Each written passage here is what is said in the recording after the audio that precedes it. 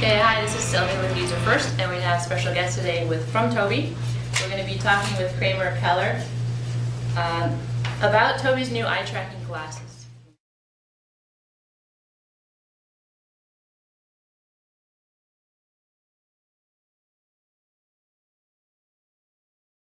You need to trust that the eye tracking systems and the service providers they use are really the best in the market. Can you share with me a little bit, just briefly, a little bit of background about Tobii and what makes you expert in this particular field?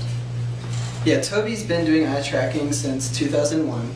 We've got one of the largest R&D departments, and we're really well established, not only in the scientific research community, but also very much in commercial markets. So I specifically am focused on usability within my market, so some of our clients include people like Microsoft, Google, PayPal, eBay, VeriSign, Oracle, and folks like that. So we've been around doing it for a while, and it's the most accurate and most robust. So I've kind of got through all the ins and outs and overcome a lot of challenges you There's been a lot of challenges, yeah. Yeah, okay. You offer a number of different systems, and they vary in terms of what kind of environments they're best for. Can you share a little bit about what are some of the different types of systems? And you mentioned kind of different areas they're for, whether marketing or usability. Just a brief overview of what some of the systems are, what are they good for, and why do we need different systems for different environments? Yeah, so Tobii overall, we're focused on eye tracking overall, and I'm just a part of one division of Tobii. So there's the assistive division, analysis. We've got an OEM group, but within analysis, particularly, we're focused on market research, usability, and scientific. So within usability, we mostly use the T-series eye trackers. So this is an eye tracker that has an integrated monitor. What's nice about it is it's real easy to set up, plug and play. You can literally bring it on a plane with you and run a usability study. And what that you mentioned it's got the integrated monitor. What is that? What's that? What do you test with it? Is that for things in the environment, like if you're going to a store, or is that more for testing, like a website or pictures, or what's that system best for? Right. So the T-series, it's the most. It's the easiest to set up, but it's restricted to basically websites, software testing, and or anything that you're going to put on a screen, which can include things like pictures of products and pictures of magazines and articles and stuff like that. But it's within that monitor. Limited within that area. Okay. And then the X series is actually the exact same thing. Has both the dark and light pupil eye tracking, just like the T series, and it's got the two sensors. And it's got the same visual angle, and the eye tracker always sits at the same distance from the person, but we can take our stimulus now and make it anything, whether it be a physical object, a widescreen TV, or a shelf test, or even standing in front of a car. We just have to know the distance from the eye tracker to our stimulus. Okay. So we're still, so it's just as accurate, but we get a little bit more flexibility now. And maintain the accuracy. It's just a little bit more detailed setup. And then the third eye tracking system, the most flexible and probably robust solution is our new glasses product here. Okay. This is what you were talking to. This is really big in market research, especially like a grocery store or something like that. And while they're the most flexible, they also you have to make sure that they're utilized in the correct way. And still to this day, the X series and the T series units are the most accurate thing out there on the market in terms of remote. So you mentioned the T series, so we're here within a given screen. The X series that works with something that's in an environment, but kind of still stimulating a little bit of that screen environment in terms of being limited in terms of where you are in space. Right. But tell me now a little bit about this newest release, as you mentioned these glasses, and what kind of testing does that allow you to do? I mean, just how flexible does this get? What can we do with that? Yeah, I mean, in theory, you can eye track anything now. There's certain limitations to the accuracy if you've got a lot of direct sunlight or something like that. But other than that, most anything can be accounted for, and you could pretty much eye track anything at any time. So obviously, this is really nice. Because it's so easy to carry around. It's not very invasive or intrusive anyway. So obviously one of the biggest things that we could use this for is in a shopping environment or with products. So walking around a grocery store, someone recognizing your brand, which printles are they buying, etc. And so just to clarify that this is something that obviously the person wears, and this is the extent of the recording system, and this they just carry with them. So it's all very small, very lightweight, and essentially they're not tethered to anything. They have complete freedom of walking around. Yeah, very feasible. For something like a market research test in a store or something like that. Okay, and there's a couple other systems out there. Some of your competitors have similar systems. What makes this one better than those? I mean, what's basically making this a level above? Well, yeah, it's by far the least intrusive.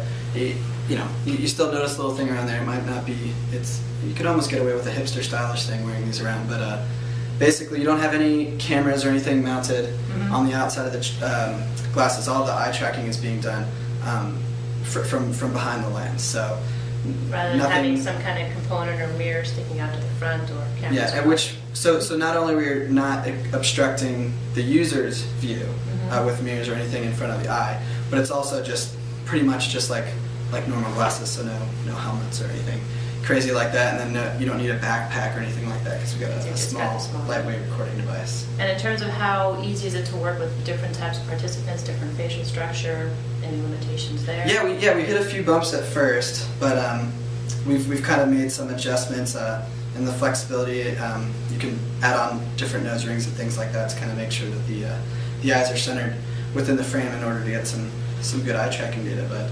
definitely pretty ergonomic. Pretty comfy to wear, and yeah, I think most people once they get to shopping and things like that, it's pretty natural. They don't have too many people staring at them wondering not too much what's going on. Okay, this is really a different type of eye tracking now that I'm actually going out and eye tracking people in different environments versus just in front of the screen. And it's very different from the X series. What made Tobii go into this market of the mobile eye tracking? I think in large part it was market research. I mean, I have to check on that, but I know that obviously there's been a need for people to have that flexibility to not necessarily be stuck within a certain parameter. I mean, with these, in theory, you can drive around in a car, go on a bus ride. You can get the whole interactive experience from shopping, from looking up things before shopping, going out there with your GPS, looking at a mobile phone, then actually walking to the store and looking at the products. So kind of funny where like the original of just doing it on screen, it was very limited. It was just a very specific environment that we could answer questions about. And now, as you said, it's like now it doesn't matter what the environment is or what the person is. The main difference is that here our scene camera moves with the person and along with the eye tracking. So before, we could still move around. You could put an X series or something like that in a car. But the eye tracker always had to be the same distance and mounted in some way. In reference to the stimulus. This allows us to basically move that stimulus around and get that eye tracking data as it moves around. Okay.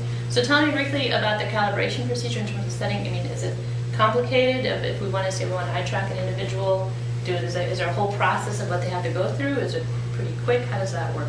Of getting to the point where we're actually eye tracking them accurately? Yeah. So basically, we pick up one of these little IR markers and just move it around to 9 different points, and we see these points on our screen and it shows up as a little green ball. And as we get that little green ball in the 9 points, then we can calibrate, and then we can do that either before the study or after the study, just depending on. So there's an option, for example, if a person's walking in the store and we ask them, hey, can we eye track you while you're shopping? And they say, sure. All you have to do is pretty much put on the glasses, push a button, and they go, and at the end, we can calibrate them that particular recording? Yeah, I mean it's definitely not that invasive, but Tobii, we're always trying to make strides to make it least obtrusive as possible, and even though it's a really simple calibration, some people might start to become aware, oh, they're really eye tracking me, they're starting to do something. So being able to do that after the fact, can be helpful in letting them have a normal shopping experience. It seems like it wouldn't interfere as much, like they're coming in to shop and just let them go shopping and do that and then calibrate. Okay, that's a neat feature. In terms of then briefly, once it's complete, the analysis is really tricky with mobile eye tracking because the environment is different for everybody. When you're doing on-screen testing, everybody sees exactly the same thing. It's really easy to aggregate the data if you just compile it all together on top of that scene. Mobile eye tracking isn't that simple because the scene is always changing. Tell me a little bit about how you set up the analysis in order to try and get that same type of analysis output as you do with the on-screen testing. Well, the qualitative data is pretty much all the same. So you're gonna be able to see your red dot moving around and find where people are looking in conjunction with the scene camera. Mm-hmm. But on yeah, video, on the output video. Right. So, but when it comes to the actual analytics, we use these IR markers as well, and they allow us to get our visualizations, things like heat maps, gaze plots, to assign areas of interest and to get some specific statistics on that. So, for example, if you had one particular area of interest that you wanted to do analysis on, say, are people looking at the Tide bottles or the All bottles? Right. You could place these IR markers around these bottles and then get a good feel for, as the participant walks toward these IR markers, we know that they're now engaged with these products and which products are the people looking at first, which ones are they looking at more. Mm-hmm. And then run all the normal statistics that we would using Tobii Studio just for the desktop applications. So it's pretty much just that it's a match to that. Great. And so the output is also the same. You get the video, the eye tracking. Does this also record audio? Yeah, it records audio. It's to do interviews or pretty much the exact same. It uses the same Tobii Studio. The only difference being you have to import the project with the SD card. Okay, great. So what else what do we see in the future in terms of better and even more amazing systems, or is this kind of just trying to perfect this for right now?